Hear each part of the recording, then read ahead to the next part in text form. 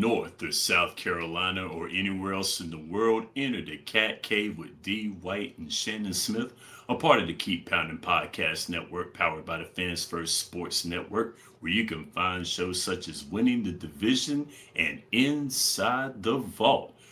Welcome, everybody, as we are back in the Cat Cave one more time on this Thursday night. Of course, joining you here is Shannon Smith, aka Podcast Smitty, holding down Western North Carolina, and I am accompanied by my man, the Beast from the Northeast, North Carolina, D. White, my partner. What's going on, man? And just ready to start a new week. It's been kind of crazy, a little busy this week, but and I hope if it's any indication, we're gonna see something new this week. So I'm hoping for the best. We're gonna see. You best believe it. Of course, everyone. With this episode, we got some good news and we got some bad news. The good news is football is back. The NFL has made its triumphant return. For week one, we saw action everywhere this week, all over the NFL. But the bad news, our Carolina Panthers unfortunately fell victim to the Jacksonville Jaguars, losing the game 26 to 10 as we traveled to Jacksonville this past week. Yes, it was very, very tough seeing our Carolina Panthers lose another opening game, another week one game. With this episode, we're going to be having our takeaways from this game and, of course, getting ready for week two. So, of course, we'll go ahead and get with these takeaways here as Jacksonville getting the win at home. It was rough watching this game. Of course, we had a delay. We had a delay when it came down to weather. We had thunderstorms in Jacksonville, Florida that delayed the game an hour and 16 minutes. So the game lasted longer than what it was. Carolina had a 10-3. They were down 10-3 when that happened. Then, unfortunately, after that, the floodgates opened in favor of Jacksonville. So, of course, when we get into this game, we're going to be getting into the other parts of the game. So, D, I'm going to go ahead and get your overall takeaway from this week one loss for our Panthers. So, go ahead.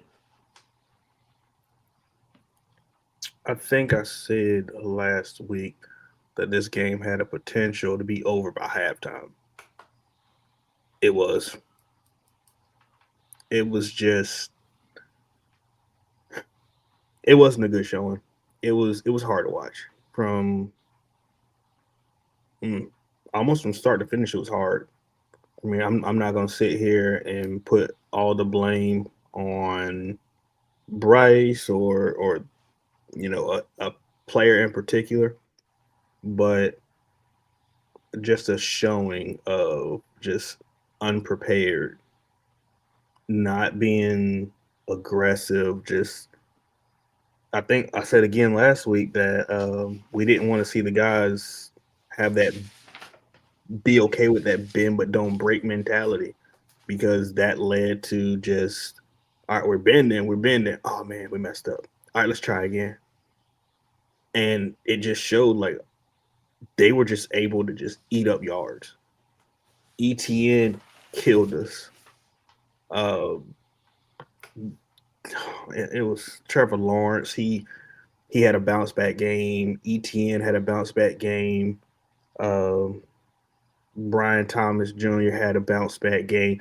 It was great for the Jaguars, but for the Panthers, it's not what you want to see. I mean, you had a couple highlights with JC lockdown, hit whoever was on him, got a great interception. The pass rush still wasn't there. We had nobody with a sack. And this is supposed to be what we spent money on. Nick Scott got burnt almost every chance he played. Trevor Wallace kind of showed he's still young, he's still raw. Man, that defense just they need more time, but at the same time, we can't just be look. We're gonna fix it. We're gonna fix it. We need time. We need to get the guys together and kind of understand the defense. We got to play with. Nah, we can't keep doing that. We need to do more. We need to have some kind of results. We brought players in that play the positions we need. They need to be able to produce. And in this game, nobody produced, and that's I just the de- defense. I definitely agree on that one. There was a lack of production here, but one thing I want to really talk about is the coaching end of this. One of the things we talked about last week was how Liam Cohen. This is his first NFL game as a head coach. This is a new coaching staff that has been put together. We didn't know what to expect out of this coaching staff from the Jacksonville Jaguars, but we knew what the Carolina Panthers, as their coaching staff come, Dave Canales, this coaching staff is together yet again. So it looked like there would be a better scheme coming about, but unfortunately, Dave Canales looked like he got out coached by a first year coach. And that to me was very, very was it was hurtful to see because of course Liam Cohen, he's looked at as his quarterback whisperer, he's looked at as this offensive guy, this guy who knows how to fix a quarterback, all this other stuff. Okay. Then all of a sudden you have Dave Canales doing the same thing. In this case, it looked like Liam Mm-hmm. Cohen got the best of Dave Canales in this matchup here. A first year coach doing it with this coaching staff of the Carolina Panthers. Did you feel the same way when you saw this game? So I saw it as Liam Cohen got the better of Evero because Evero, I think I want to say Liam Cohen was calling offensive plays, or that's what it appeared to me. Mm-hmm. I could be wrong. I probably am wrong, but it seemed like our defense had absolutely zero chance against their offense. Like I said, the only really good play is JC's interception. Now we had some pretty decent ones that we stopped them. We got them on fourth down. They got it. We got them in the red zone. We stopped them. They got a field goal. It was cool. It was cool because we thought we were doing something. And then the offense got on the field, and we saw how much we missed Icky, which after last year is night and day because everybody wanted Icky's job. They wanted somebody over him. He didn't play. You saw that we needed him. Mm-hmm. Bryce, again, I'm not gonna put everything on Bryce because I firmly believe both his interceptions were on the receivers. Rico Dowdle, the ball bounced off his hands. Xavier Lee get the lack of just. It seemed like he gave up. He stopped running his route fast. He slowed down. He let off the tempo, and they capitalized. Now I will say Bryce kind of made some questionable decisions with throwing it out when he could have ran it in, but that's one of those. Cam could have jumped on the fumble thing. Bryce is what 5'10" maybe, and he had a Mm-hmm. D lineman and I think a linebacker in front of him. So if he would have tried, he probably would have got hurt. But he also had I think it was Jatavion Sanders Mm-hmm. that he could have dumped it off to. So I mean, it was some questionable calls, but I'm not putting this game squarely on Bryce. I feel like we we were flat. we were absolutely flat, and Liam Cohen capitalized on a flat Panthers football team. Offensively, defensively, special teams, they had pretty good plays all throughout this game in all three phases, and the Panthers just had no answer. It was kind of like the touchdown we did get. It's like, yeah, they you could tell they're not even really playing that hard. So it's like, I don't want to say it was a consolation touchdown, but it was like, yeah, we'll take it, but I mean, it's not gonna change anything. So I mean, it we got outplayed in every aspect: coaching, team play, special teams. We know we got a kicker now.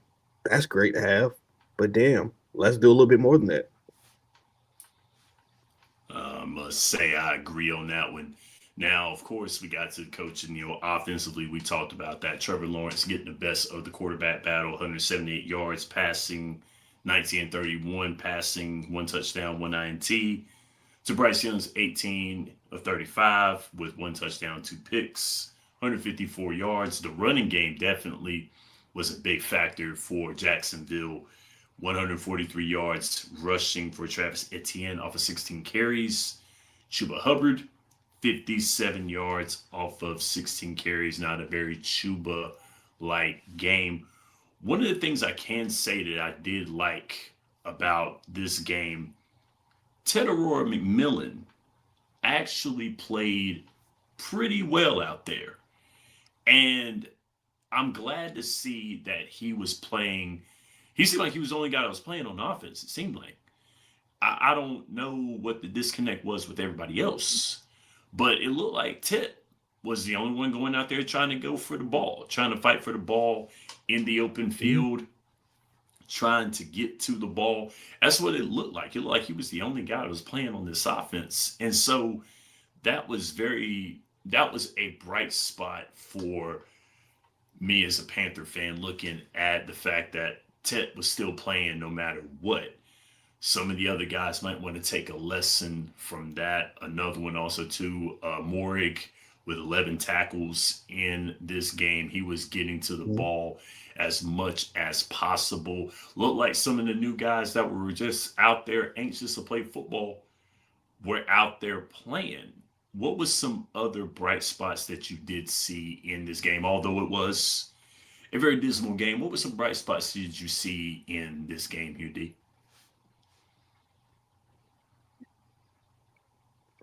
I feel like Roseboom had a couple good plays, good tackles. Obviously, JC. It was good to see Derek Horn get through the game without injury. That was great, being his first game back. Um, I would have loved to see Chuba get more carries, but he did good in the carries he did get. He produced. I mean, what was he? 16 carries, like you said, 57 yards. I feel Mm-hmm. like if we would have leaned on him more, and I mean, he could have well got over 100. I feel like T Mac, like you said as well, he was great. I mean, even if he missed a couple throws, his one miss that he could have got a touchdown, that was what, a 33 yarder. Mm-hmm. That would have put him up to 101 yards. Yep. I mean, I'm not mad at that at all. Um, Jatavion Sanders, I feel like he could have did more. Hunter Renfro, he showed that he could have done more, but I think Bryce may have thrown him a hospital ball, Mm-hmm. and you kind of saw that, like, he caught it, got hit really, really hard, and dropped it. Um, but I mean, it was good to see him out on the field. Like, he's dynamic. He can get open. We just got to get him the ball. Let's see. Defensively, like you said, Javon Merrick, Christian Roseboom had 8 tackles. JC already mentioned. Uh, Princely had 1 tackle. Patrick Jones 1 tackle. Bobby Brown had 3 combined. Tershawn Wharton had 4 combined. Uh, Derek Brown 4 combined. Mike Jack did he did some pretty decent work. I'm not gonna hate Mm-hmm. on him. and Lathan Ransom had one assisted. He's still one of my dark horse players. Like I want him to play more, Hmm. so I feel like he's going to be something special. And again, my kicker, Fitzgerald, he nailed his only opportunity. It was great. He nailed the extra point, and Trevor Etienne as a kick returner seems pretty good so far. Two returns, 43 yards. That's good. Yeah, that's good. Now, we got some bright spots. We went over the ugly, we went over the good. Now, I must say, the good thing about week one is that it's over. That's the good thing. Mm-hmm. Now, one thing I want to talk about before we get into week two is that I was talking to Dez beforehand, like last year when we did the Cat Cave as well too with my man Ryan. Shout out to him as well. Um, we were talking about this, like Carolina has a way of getting our hopes up, only for a week one to go down the way that it did last year, the year before, and then I'm leading into this year. They're hyping it up. They're making it look good. They are. Last year did the same thing. At the end of the season, Carolina started to turn it around, which gave some type of inkling that maybe Carolina might be on to something coming into week one. Now, once again, fell on its face here. So I'm just going to go ahead and ask you, is now the time to panic, or is it time not to panic? I don't want us to panic yet because again, it's just the first game. I mean, we're still trying to see the players that are going to benefit this team, the players that we can count on, the players that need to be worked on a little bit more. It's still a young team. It's still a very young team. They have what 12 rookies on this team alone, 12 or 13. It's gonna take time for these guys. We shouldn't hit the panic button, but at the same time, it's like during the off season again, temper expectations. They're young. They haven't played together that long. Their veteran their veteran receivers are Hunter Renfro and David Moore. Now that's no shock to them, but I mean, even those guys, Renfro's been out of the league what 2 years, still Hmm. dynamic. David Moore, he's been a great emergency vet, but the players that we're actually counting on are still really young. That's not put too much on the players. We can expect some improvement, or at least hope for some improvement, but I wouldn't say that. All right, let's completely trash this team and start over. I think the one thing we can all agree on so far is that we already may have a player and a coach on the hot seat. But other than that, nah, no panic buttons. I understand. Now, you brought up, of course, that coach, I would have to say, would have to be our defensive coordinator, which is the coach I believe that you're Yes. thinking of. And so, yes, that is something because, once again, Carolina, inability to stop the run, looking like it's in accordance to last year. The stopping the run has been something that Carolina did not do last year. Going into this year, it looks like it may be more of the same. But you are right. This is a young squad, a lot of young players. They're implementing a scheme. They have to build it. So automatic success is not feasible at the moment. However, as a Carolina Panther, this song has been played to us for a while. The same song has been played. So once again, when are we gonna stop the song being played? That's the question that is at hand for this week. And heading into that, we're going to see if we can stop that song from playing. Coming in this week as the Arizona Cardinals will be the opponent for week 2. Of course,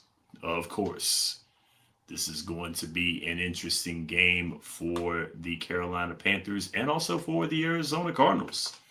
So, of course, like we did last year, I'm going to do the advocating for the Arizona Cardinals. And I'm going to leave the advocating for our Carolina Panthers to you, my friend D.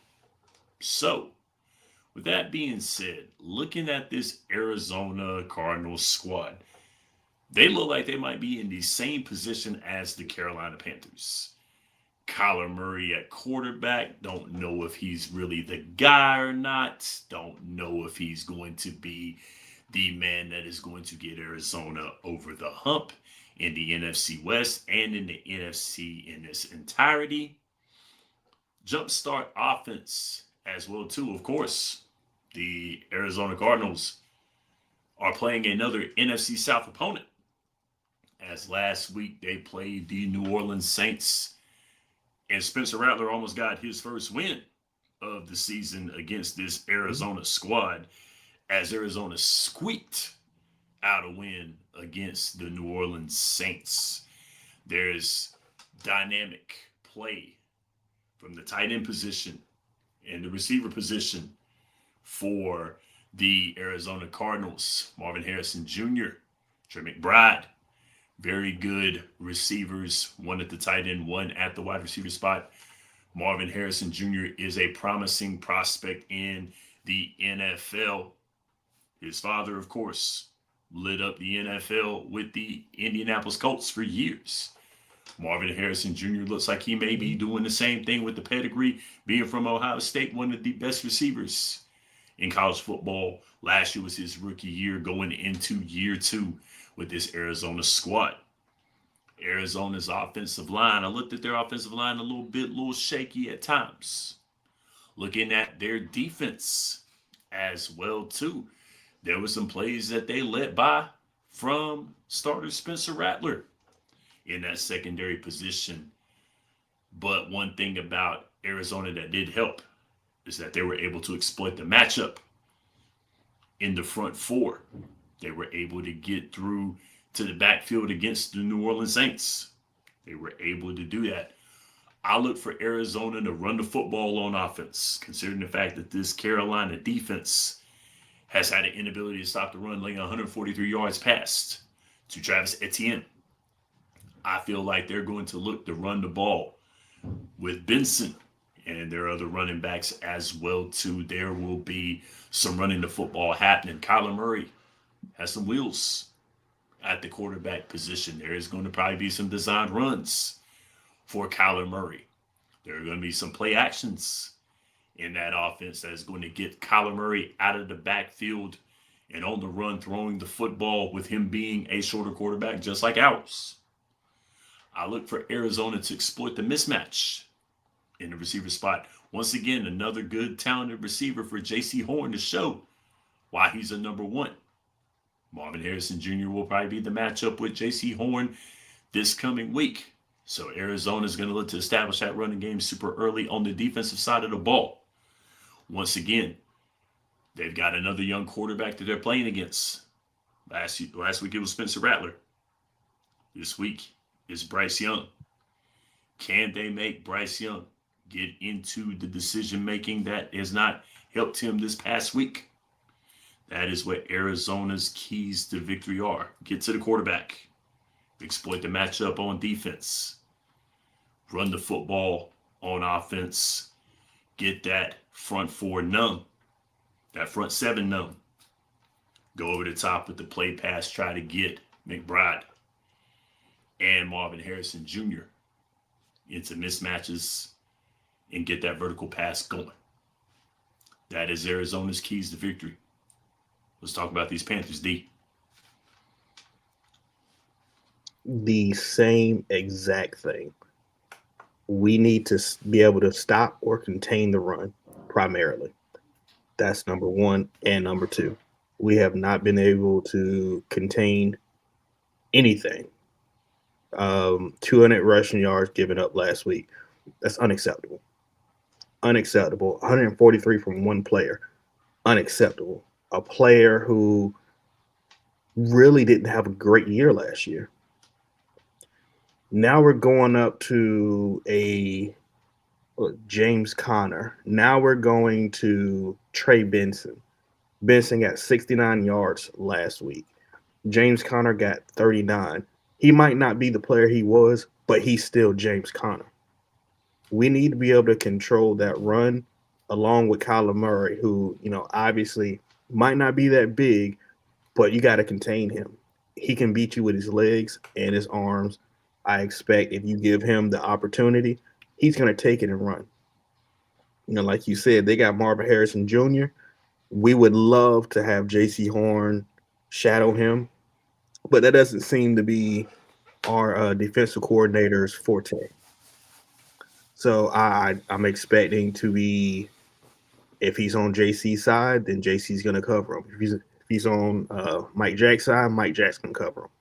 We need to be able to show we got some fortitude, play good hard defense, stop allowing it. We're playing off of the players. We're giving them ways to beat us. We need to stop this run. Make them throw the ball. Marvin Harrison is a great receiver. However, if we can stop the run and we know that a pass is coming, we can do more with that. Uh, we can do more with that instead of just not knowing, oh, we can't stop the run. They're going to run the ball the whole game. Teams have done that to us for the last 3 years now. Stop this run, contain the run. Let's see. We need to get our running game started. We did good the first half. I mean, Chuba Hubbard, 56, 57 yards? Yep. Great. Then we stopped running it. Rico Dowdle, he had 3 carries, 12 yards. That's not enough. We weren't expecting Bryce Young to throw the ball 40 times. We can't count on that. We can't count on the receivers to do the things that they need to do. We were banking on being a run first team. We need to be that run first team. The first quarter, we rammed it down their throat, and we were good. We tied it up 3-3. We were great. Then we stopped. We started trying to get pretty. We started trying to do too much. The defense just, it seemed like they found all our zones. We need to tighten up. We need to run this ball. We need to contain their run. And we need to just control the clock. I'd say that. If you can't be dominant, control the clock. I don't think we're dominant yet. I think we still need some practice. We need some tweaks, maybe some new blood, some young blood, wherever. We need to control that clock. Run the ball. Stop trying to throw it short. Uh, and contain their run. I think that's going to be our keys. I like those keys, though. That is definitely a big thing is running the football. And you're right, Carolina did look like they forgot to run the football. I think there was desperation. There was the trying to be cute, wanting to get the finesse points. But nah, football is won in the trenches. No matter what anyone says, those trenches are the most important things in football. You have to fight for the inches. You have to get Mhm. forward. You have to make sure you're physical. You have to make sure that you are getting all players to the ball. You got to make sure that you're on your assignments.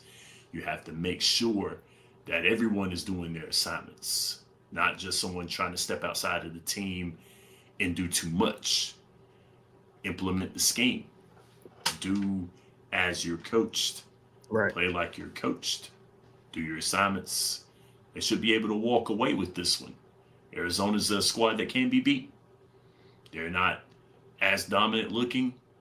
They're not as dominant looking. No, they're not. But at the end of the day, We play these games on the field, not on paper. So we will see on Sunday. Any final words before we sign off there, D? I think, like I said, it's not time to hit the panic, but only one team in our division won Sunday.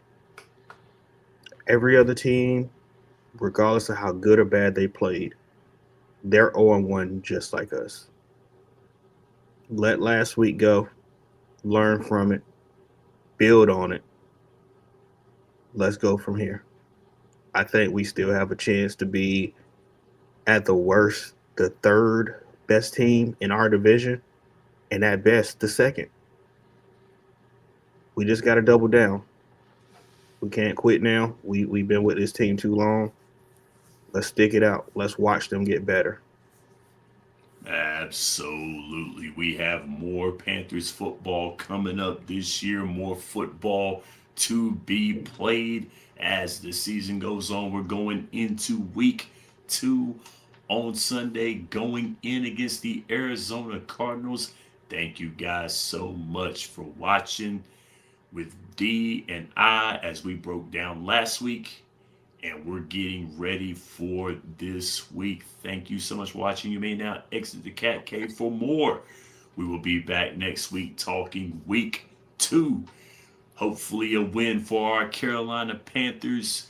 We will be back to discuss it and get you ready for week 3 as promised. Thank you for watching. Have a good evening. Let's go Panthers. Keep pounding.